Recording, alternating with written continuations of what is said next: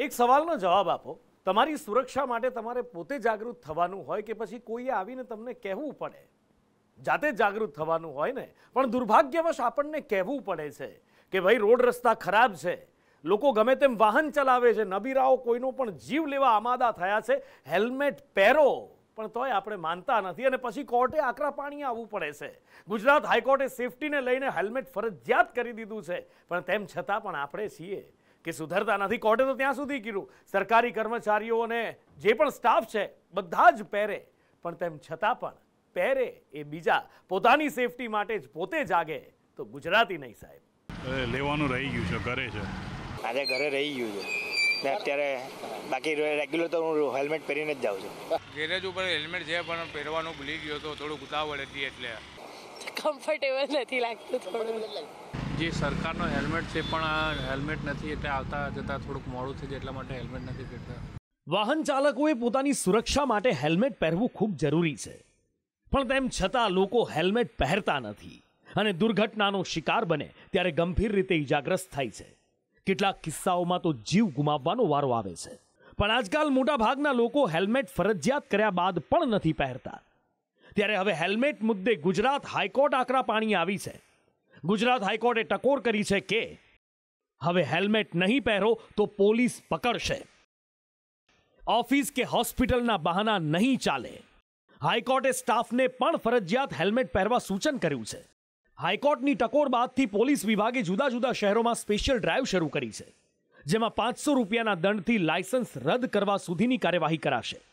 Helmet એક એવો માથાનો દુખાવો પોલીસ માટે બની ગયો છે કે જે પણ લોકોને પૂછો તે તરત પોતાના બહાના રજૂ કરતા હોય છે, પરંતુ હેલ્મેટ પહેરવાનું યાદ નથી આવતું. મોટાભાઈ, તમે હેલ્મેટ વગર નીકળ્યા, પોલીસે રોક્યા, તમને શું તમારી ભૂલ શું લાગી અને ખરેખર કાયદો શું કહે છે?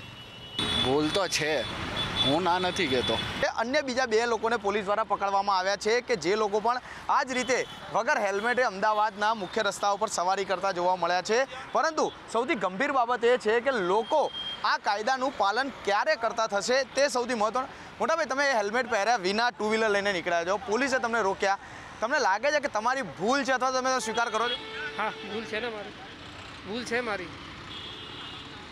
હેલ્મેટ છે કે વસાવ્યું જ નથી? ના ના, છે હેલ્મેટ, પણ હેલ્મેટ પહેર્યા વગર નીકળ્યો. સવારે વહેલા નીકળ્યો તો એટલે નહોતું લીધું સવારે.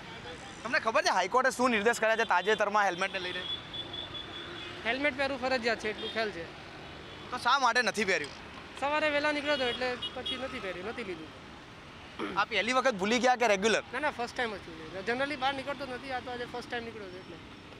તો આ અમદાવાદીઓના જુદા જુદા બહાના છે કે જેમાં તેઓ હેલ્મેટ તો ભૂલી જાય છે, પરંતુ કાયદો યાદ હોવા છતાં હેલ્મેટ ન પહેરવાના નવા બહાના શોધી લેતા હોય છે. પરંતુ પોલીસ માટે સૌથી યક્ષ પ્રશ્ન એ છે કે આવા અમદાવાદીઓને હેલ્મેટ પહેરતા કરવા કેવી રીતે? આ તો થઈ સિક્કાની એક બાજુ, જ્યાં નાગરિકો નિયમ પાલન નથી કરતા અને જો પોલીસ પકડે તો શું કરે છે એ બધાને ખબર છે. પણ હવે વાત કરવી છે સિક્કાની બીજી બાજુની, જ્યાં સરકારી કર્મચારીઓ અને પોલીસના જ કર્મચારીઓ નિયમનું પાલન નથી કરતા.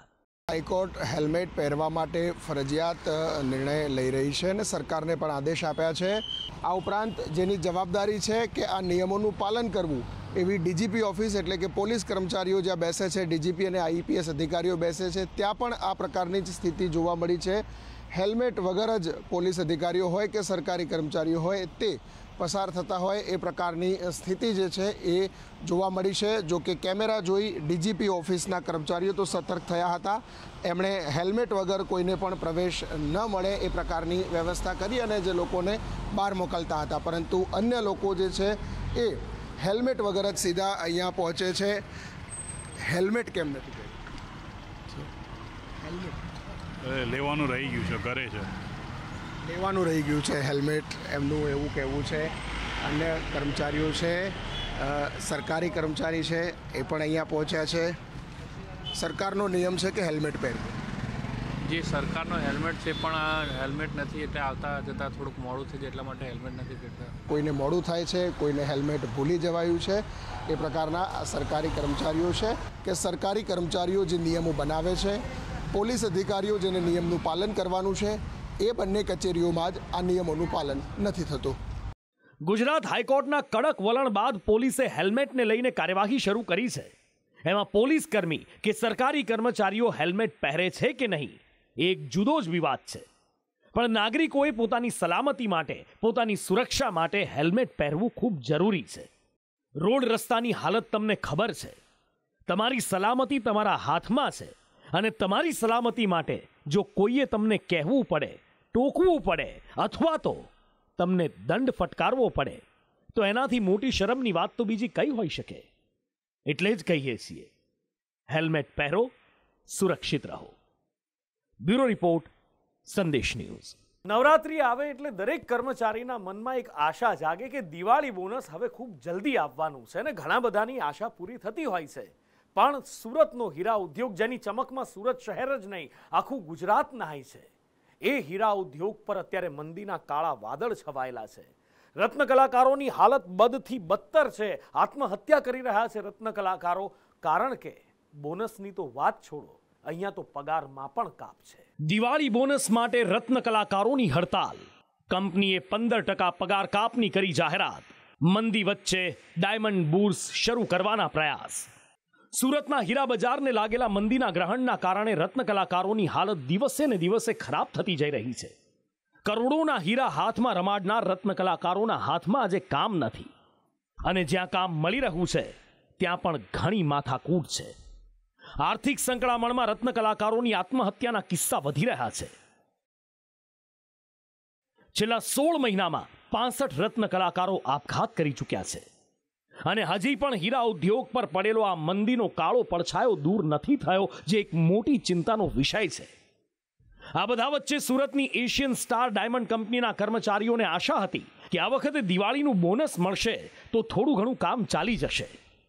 પણ કંપનીએ દિવાળીના બોનસની ના પાડી દેતા કર્મચારીઓએ હડતાલનું શસ્ત્ર ઉગામ્યું છે. કર્મચારીઓએ કંપનીના ગ્રાઉન્ડ પર બેસીને વિરોધ નોંધાવ્યો. કર્મચારીઓનો આરોપ છે કે કંપની બોનસની ના પાડી રહી છે, ઉપરથી 15% પગાર કાપની જાહેરાત કરી છે. બોનસ નથી મળ્યો, અમને બોનસ નથી મળતું, પગાર ઓછો કર્યો છે, બધું જ કર્યું છે. 15% પગાર કટ કરી નાખેલો છે અમારો. માંગ એમાં કઈ છે નહીં, અમને અમારા હકનું આપે છે કંપની, એ જ જોઈએ છે. જે આના પર કાપ મૂકે છે અમને મંજૂર નથી. અમને શું, અમારી આખી ફેક્ટરીને, સ્ટાફ મેમ્બરને કોઈને મંજૂર જ નથી. આ મેન્ટલી હરેસમેન્ટ બી થાય જ છે. દર 6 મહિને કંઈક નવું લાવીને અમારા માટે ઊભું થાય અને આ બધું 2 વર્ષથી જ થાય છે અમારી સાથે. બાકી અમારી કંપની બહુ સારી રીતે જ અમને સાચવતી હતી. 15% પગાર કાપવાનું કે 2 બોનસ કાપવાનું કે છે. બહુ અઘરું પડે છે, અમે બહુ નાના માણસો છીએ. કંપનીમાં ભારે હોબાળો મચતા પોલીસ બોલાવવાની ફરજ પડી. પોલીસે આવીને મામલો થાળે પાડ્યો.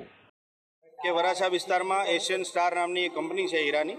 આ હીરાની કંપનીમાં જે હીરાની કંપનીનું મેનેજમેન્ટ છે એમના તરફથી ટોટલ 12 મહિનાના 12 પગાર એમને આપવામાં આવે છે અને પ્લસ 2 એક્સ્ટ્રા પગાર, એટલે કે ઓક્ટોબર મહિનામાં એને બોનસ આપવામાં આવે છે અને માર્ચ મહિનામાં બોનસ આપવામાં આવે છે. એટલે અત્યારે જે મંદીનો માહોલ છે એ પ્રમાણે કંપની તરફથી કારીગરોને એવું કહેવામાં આવેલ છે કે અમે અત્યારે ઓક્ટોબરનો પગાર જે છે, ઓક્ટોબરનો પગાર છે બોનસ તરીકેનો, એ અમે આપવા તૈયાર છીએ, પણ માર્ચ મહિનાનો જે એક્સ્ટ્રા બોનસ આપીએ છીએ એ કંપની અત્યારે મંદીના માહોલને લીધે આપી શકે એમ નથી. પણ કર્મચારીઓ હજી પણ પોતાની માંગ પર અડગ છે. બીજી બાજુ કંપનીના સંચાલકો તરફથી કોઈ નિવેદન આવ્યું નથી. આ બધું થઈ રહ્યું છે હીરા ઉદ્યોગમાં આવેલી મંદીના કારણે. આ મંદીમાં હીરા ઉદ્યોગને બૂસ્ટર ડોઝ મળે એ માટે સુરતનું ડાયમંડ બુર્સ શરૂ કરવા પ્રયાસો થઈ રહ્યા છે. ડાયમંડ બુર્સમાં હજી પણ મોટા ભાગની ઓફિસ બંધ છે, જેને લઈને આજે હીરા ઉદ્યોગકારોની એક મહત્વપૂર્ણ બેઠક મળી, જેમાં વેપારીઓને દશેરાએ ઓફિસ શરૂ કરવા માટે મનાવવામાં આવ્યા. આ બેઠકમાં 70 વેપારીઓ હાજર રહ્યા હતા, જેમનો પોઝિટિવ રિસ્પોન્સ જોવા મળ્યો. આ બેઠક ફક્ત અને ફક્ત દશેરાના દિવસે બધા ટ્રેડરો એક સાથે ચાલુ કરે છે ને, એની સાથે લેબગ્રોના વેપારીઓ પણ સાથે જોડાય એના માટેની એમને અપીલ કરવામાં આવી છે. આજે 101 બેઠક 101 ટ્રેડરો જોડાયા છે. એના પહેલા પણ 4-5 મિટિંગો થઈ ગઈ, એલબી વાળા સાથે, સોલિટર વાળા સાથે, અત્યારે લેબગ્રોન વાળાની મિટિંગ છે. એવી રીતના અલગ અલગ ઘણી 4 થી 5 મિટિંગો થઈ ગઈ અને બધા જ પોઝિટિવ છે. સુરતના હીરા ઉદ્યોગની હાલત અત્યારે કોઈનાથી છુપાયેલી નથી. રત્ન કલાકારોના આપઘાતના આંકડા સ્પષ્ટ કરે છે કે રત્ન કલાકારોની હાલત ખૂબ કફોડી છે. જુદી જુદી સંસ્થાઓ રત્ન કલાકારોની મદદ માટે આગળ આવી છે, પણ એ પૂરતી નથી. રત્ન કલાકારો અને ડાયમંડ વર્કર યુનિયન દ્વારા સરકાર પાસે સહાય પેકેજની માંગ કરવામાં આવી છે. હીરા ઉદ્યોગને બૂસ્ટર ડોઝની અત્યારે તાતી જરૂરિયાત છે, અને જો આ વિશે કોઈ નિર્ણય નહીં કરવામાં આવે તો મુશ્કેલી હજી વધી શકે છે. બ્યુરો રિપોર્ટ, સંદેશ ન્યૂઝ.